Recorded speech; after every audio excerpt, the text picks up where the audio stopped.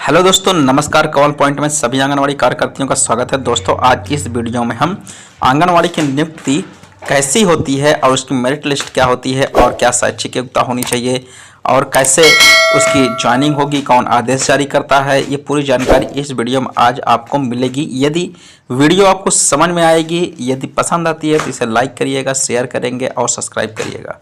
तो दोस्तों, वीडियो को हम स्टार्ट करते हैं। दोस्तों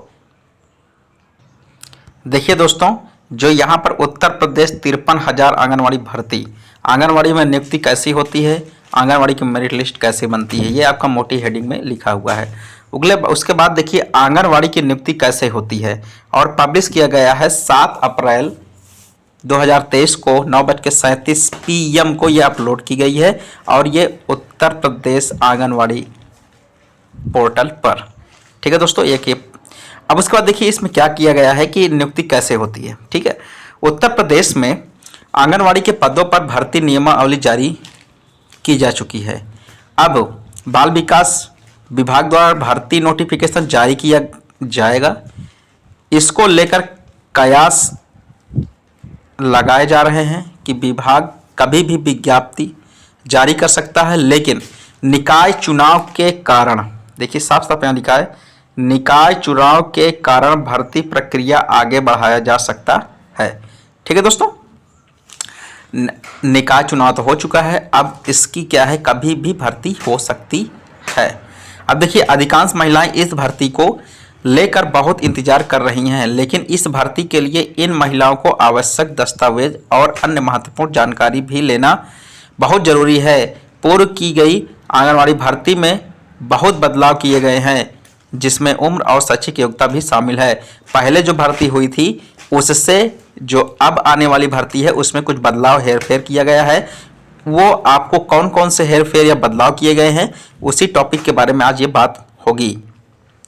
अब देखिए आंगनवाड़ी के पदों पर आवेदन करने से पहले सुनिश्चित करें कि जिस क्षेत्र से आवेदन करना है वहाँ के सभी दस्तावेज होना चाहिए। साथ ही उस क्षेत्र के आंगनवाड़ी केंद्र का पद किस श्रेणी के लिए आरक्षित है कि पूर्ण जानकारी को लेकर ही आवेदन करें। अब देखिए इसमें लिखा आंगनवाड़ी की नियुक्ति कैसे करें, ये देखिए ये वाला हम पढ़ेंगे। ठीक है, आंगनवाड़ी कार्यकर्ती तथा सहायिकाओं के पद पर चयन हेतु एक स्थानीय तथा एक प्रदेश स्तर के समाचार पत्र में विज्ञप्ति प्रकाशित की जाती है। पहले विज्ञापन आपको निकाला जाएगा, तभी जो है यानी वांट निकाली जाएगी, तभी ये जो है हमारी नियुक्तियां इसकी होगी। तथा जिले स्तर से आंगनवाड़ी भर्ती के संबंध में DPO द्वारा आदेश जारी किया जाएगा। DPO क्या है, जिला कार्यक्रम अधिकारी। आदेश जारी किया जाएगा जिसमें आवेदन शुरू होने की तिथि से आवेदन की अंतिम डेट और केंद्रों के रिक्त पदों की जानकारी दी जाती है। जब विज्ञापन निकलेगा, DPO जिला कार्यक्रम अधिकारी द्वारा विज्ञापन निकाला जाता है, तो उसमें जो है आवेदन तिथि से लेकर के अंतिम डेट तक पूरी व्यवधान उसमें दिया जाता है। आंगनवाड़ी के पदों पर सीधी भर्ती चयन हेतु वरीयता, देखिए इसमें लिखा है वरीयता आपको किसको मिलती है। आवेदन करने वाली उसी ग्राम सभा या वार्ड के निवासी जो गरीब रेखा से नीचे जीवन यापन करने वाले परिवार की विधवा, तलाकशुदा प्रत्येकता महिला को इस भर्ती में वरीयता दी जाती है। अर्थात कहने का मतलब ये हुआ कि जिस वार्ड से यदि वैकेंसी निकलती है, अगर उसमें कोई गरीबी रेखा से नीचे है या फिर तलाकशुदा विधवा महिला है तो उसको जो है वरीयता दी जाती है। दूसरा नंबर क्या है, विधवा महिला के लिए ग्राम पंचायत अधिकारी या समस्त नगर निकाय द्वारा निर्गत मृत्यु प्रमाण पत्र एवं परिवार पंजिका की प्रमाणित नकल मान्य होगी। यदि मान लेते कोई विधवा महिला है तो प्रमाणित करवाना होगा कि उसके पति एक्सपायर जब हुए हैं उसे प्रमाणित करवाना होगा। देखिए इसमें साफ लिखा ना, मृत्यु प्रमाण पत्र भी चाहिए और उसके साथ साथ जो है परिवार पंजिका की प्रमाणित नकल भी मान्य होगी। अगला लिखा तलाकशुदा या प्रत्येकता के संबंध में माननीय न्यायालय द्वारा निर्गत विधिक आदेश मान्य होंगे। इस भर्ती के लिए आवेदन ऑनलाइन लिए जाएंगे। साथ ही आवेदन पत्र विभागीय वेबसाइट पर उपलब्ध फॉर्मेट पर ऑनलाइन व सही सावधानी पूर्वक भरे जाएंगे। आवेदिका द्वारा अभिलेखों की स्वहस्ताक्षरी प्रति जो स्वच्छ व पठनीय हो अपलोड की जाएगी, जिनका उल्लेख उनके द्वारा ऑनलाइन फॉर्म में किया जाएगा। कोई भी आवेदन या अभिलेख प्रपत्र ऑफलाइन या डाक द्वारा मान्य नहीं होंगे। साफ साफ लिखा दोस्तों, कोई भी आवेदन या अभिलेख प्रपत्र ऑफलाइन या डाक द्वारा मान्य नहीं होंगे, मान्य नहीं होंगे। यदि आवेदन करने में त्रुटि होती है या कोई तथ्य या आंकड़े शैक्षिक अभिलेखों के प्राप्तांक पूर्णांक गलत या त्रुटि रचित पाए जाएंगे तो आवेदन निरस्त कर दिया जाएगा। साफ साफ बोला गया है कि आवेदन को निरस्त कर दिया जाएगा यदि कोई उसमें त्रुटि या गलत भर गया तब। ठीक है, अगला देखिए, अब ये इसकी बात तो हम नहीं करेंगे, अगला मेरिट कैसे बनती है इसके बारे में बात करेंगे। ठीक है दोस्तों, मेरिट कैसे बनती है देखिए। अब देखिए, एक ही श्रेणी में एक से अधिक पात्र अभ्यर्थियों के उपलब्ध होने की दशा में सभी अभ्यर्थियों की मेरिट लिस्ट बनाई जाएगी। आंगनवाड़ी कार्यकर्ती, मिनी आंगनवाड़ी कार्यकर्ती व सहायिका के सभी पदों के लिए न्यूनतम शैक्षिक योग्यता इंटरमीडिएट या समकक्ष या अधिकतम शैक्षिक योग्यता परा स्नातक के आधार पर मेरिट लिस्ट तैयार की जाएगी। देखिए, अब की बार क्या कर दिया गया है, मेरिट लिस्ट कैसे बनेगी। लिखिए, इसमें लिखा है कि मिनी आंगनवाड़ी कार्यकर्ती, मिनी आंगनवाड़ी कार्यकर्ती व सहायिका के सभी पदों के लिए, यानी कि कार्यकर्ती, मिनी और सहायिका सभी के लिए इंटरमीडिएट मांगा है या इसके समकक्ष हो या इससे अधिक परा स्नातक के आधार पर मेरिट होगी। परा स्नातक किसे बोलते हैं, अर्थात स्नातक के बाद परा स्नातक आता है। ठीक है दोस्तों, अभ्यर्थी द्वारा प्राप्त अंक प्रतिशत को 10 से विभाजित करने पर जो उत्तर प्राप्त होगा वही उसका अंक माना जाएगा। जैसे अब देखिए, आगे समझाया भी गया है, अर्थात यदि किसी अभ्यर्थी को हाई स्कूल परीक्षा में 45% अंक प्राप्त हुआ है तो उसे 45 डिवाइड बाई 10 बराबर 4.5 अंक प्राप्त होंगे। इसी प्रकार यदि किसी अभ्यर्थी को 59% अंक प्राप्त हुआ है तो उसे 5.9 अंक प्राप्त होंगे। अब देखिए दोस्तों, जो भी आपका प्रतिशत अंक मिलेगा, ये हाई स्कूल की बात कर रहा है, तो उसको 10 से डिवाइड किया जाएगा, वही अंक माने जाएंगे, वही अंक जोड़े जाएंगे। जिसका अधिक परसेंटेज होगा उसी से, समझ लीजिए अब की बार पूरा नियमावली चेंज हो चुकी है। इसी प्रकार ग्रेडिंग या CGPA पद्धति में प्राप्त अंक भी अगणित किए जाएंगे। मेरिट सूची तैयार करने में दशमलव के 3 अंकों तक गणना की जाएगी। दशमलव के बाद किसी भी अंक को पूर्णांकित नहीं किया जाएगा। समस्त परीक्षाओं के अंकों को जोड़ने के पश्चात मेरिट लिस्ट तैयार की जाएगी। यदि एक से अधिक अभ्यर्थी समान अंक प्राप्त करते हैं तो अधिक आयु वाले अभ्यर्थी को वरीयता दी जाएगी। यदि एक से अधिक अभ्यर्थी के अंक, देखिए इसमें सीधा इसने क्या लिखा है, यदि एक से अधिक अभ्यर्थी समान अंक प्राप्त करते हैं, मान लेते हैं मेरिट एक बराबर आ गई है, तो अधिक आय वाली को ले लेंगे। ठीक है, यानी कि जिसकी ज़्यादा एज है, अगर मान लेते हैं कोई आंगनवाड़ी है जिसका 5-5 अंक तीनों का आया, तो उसमें ये आप देखेंगे किसकी डेट ऑफ बर्थ ज़्यादा है उसको ले लेंगे, यानी छोटे वाले को छोड़ करके बड़े वाले को ले लिया जाएगा।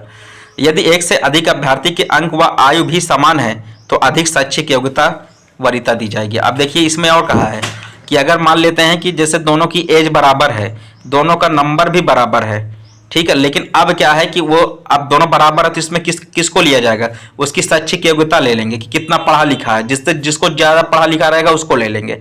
ये नई रीति निकली है, ये नई नीति है आपकी नियुक्ति कराने के लिए। ठीक है दोस्तों, इसी पर ज्वाइनिंग होगी।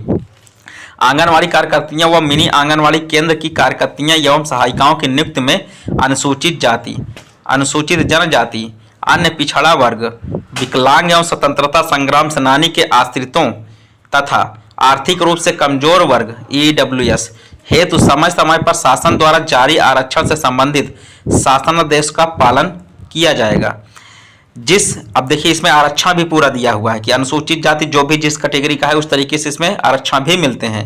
जिन आंगनवाड़ी केंद्रों की कार्यकर्तियां मिनी आंगनवाड़ी केंद्र की कार्यकर्तियां एवं सहायिकाओं के चयन के संबंध में पूर्व में कई बार चयन की कार्रवाई की जा चुकी है, लेकिन आरक्षित वर्गों की पात्र लाभार्थी उपलब्ध न होने के कारण चयन की कार्रवाई पूर्ण नहीं हो सकी। देखिए दोस्तों, अभी जो कहते हैं ना कि 2019 में शायद मेरे ख्याल से फॉर्म भराया गया था लेकिन वो ज्वाइनिंग नहीं हुई, उसका कारण यही था कि उसमें आरक्षण से संबंधित जो थे आरक्षित वर्गों की पात्र अभ्यर्थी उपलब्ध न होने के कारण चयन की कार्रवाई पूर्ण न हो सकी।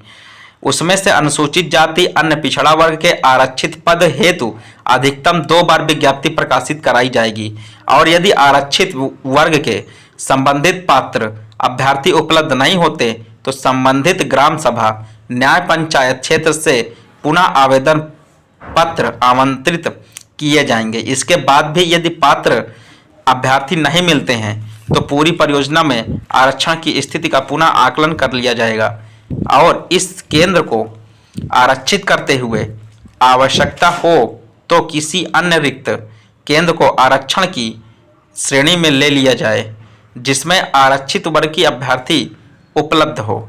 यदि परियोजना स्तर पर उपरोक्त कार्यवाही किए जाने के उपरांत भी आरक्षित वर्ग के अभ्यर्थी नहीं मिलते हैं तो जनपद स्तर पर जिला कार्यक्रम अधिकारी के द्वारा आरक्षण का आकलन कर लिया जाए और एक परियोजना में अभ्यर्थी उपलब्ध न होने के कारण उसकी प्रतिपूर्ति दूसरी परियोजना में रिक्त पदों पर आरक्षण करते हुए पूर्ण कर ली जाए। इन दोनों स्थितियों में जिला अधिकारी का अनुमोदन आवश्यक एवं अनिवार्य है। अब देखिए दोस्तों, हमने यहां तक देख लिया। अब सेवा समाप्ति वाला एक बार पत्र पढ़ लेते हैं क्या है। यदि वर्तमान में कार्यरत कोई आंगनवाड़ी कार्यकर्ती या मिनी आंगनवाड़ी कार्यकर्ती या एवं सहायिका द्वारा ग्राम सभा सदस्य, ग्राम प्रधान, क्षेत्र पंचायत सदस्य, क्षेत्र पंचायत अध्यक्ष, ब्लॉक प्रमुख, जिला पंचायत सदस्य, जिला पंचायत अध्यक्ष, नगर पालिका सदस्य एवं सभासद, पार्षद एवं महापौर आदि पर निर्वाचित हो जाती हैं तो उसकी मानदेय आधारित संविदा सेवा निर्वाचित घोषित होने के बाद तथा शपथ लेने की तिथि से स्वतः समाप्ति समझी जाएगी। इसके लिए अलग से नोटिस दिए जाने की बाध्यता आवश्यकता नहीं है। अर्थात यदि आप जो है आंगनवाड़ी कार्यकर्ती हैं और ये ऊपर जितने मैंने पोस्ट बताई है, अगर इसमें से कोई शपथ आप लेती हैं तो आपकी अपने आप जो है आंगनवाड़ी आपकी समाप्त कर दी जाएगी। पहला तो ये हुआ। दूसरा क्या है, यदि कोई आंगनवाड़ी कार्यकर्ती, मिनी आंगनवाड़ी कार्यकर्ती एवं सहायिका चयन के बाद मूल निवास से संबंधित अपना गांव छोड़ देती हैं या किसी अन्य गांव में निवास करने लगती हैं या शादी होने की स्थिति में अन्यत्र रहने लगती हैं तो ऐसी परिस्थितियों में क्षेत्रीय मुख्य सेविका व बाल विकास परियोजना अधिकारी से आख्या प्राप्त कर मानदेय आधारित सेवा तत्काल प्रभाव से समाप्त कर दी जाती है। देखिए दोस्तों, इसमें भी यही लिखा है कि अगर मान लेते हैं आपकी शादी हो गई है, अगर मान लेते हैं अगर आप दूसरे जगह गए, उस क्षेत्र से दूसरे क्षेत्र में गए तो आपकी सेवा समाप्त कर दी जाएगी। अगला है कि यदि कोई आंगनवाड़ी कार्यकर्ती, मिनी आंगनवाड़ी कार्यकर्ती एवं सहायिका अपने दायित्व का निर्वहन ठीक से नहीं करती है, ध्यान से यह पैराग्राफ देखिएगा दोस्तों, कि अपने दायित्व का निर्वहन अच्छी तरीके से नहीं करती है, अनधिकृत रूप से अनुपस्थित रहती है एवं केंद्र संचालन अनुपूरक पोषाहार का वितरण ठीक ढंग से नहीं करती है तो उसे नोटिस देकर जिला अधिकारी स्तर पर सुनवाई का अवसर प्रदान करते हुए जिला अधिकारी का अनुमोदन प्राप्त कर संविदा आधारित मानदेय सेवा समाप्त की जाएगी। तो दोस्तों, ये थी कुछ जो है आंगनवाड़ी से संबंधित जानकारियां। तो दोस्तों, मुझे आशा होगी वीडियो आपको समझ में आई होगी। यदि वीडियो आपको समझ में आई होगी तो इसे लाइक करें, शेयर करें और सब्सक्राइब करें। तो दोस्तों, ये जल्द ही इसकी नोटिफिकेशन तुरंत ही आएगी, वारंट आ जाएगी, तुरंत ही इसका पोर्टल ओपन होगा और ऑनलाइन आवेदन आप कर सकते हैं। तो इसके लिए जिस क्षेत्र के आप निवासी हैं उस क्षेत्र के सारे डॉक्यूमेंट आपके पास होने चाहिए, जैसे जाति प्रमाण पत्र, आय प्रमाण पत्र, निवास प्रमाण पत्र, जात और मार्कशीट में जितनी डेट ऑफ बर्थ है उतना आधार कार्ड में होना अनिवार्य है। तो दोस्तों, ये वीडियो आपको कैसी लगी आप कमेंट में ज़रूर लिखिएगा। दोस्तों, देखने के लिए आपका बहुत बहुत धन्यवाद। आपका दिन शुभ हो।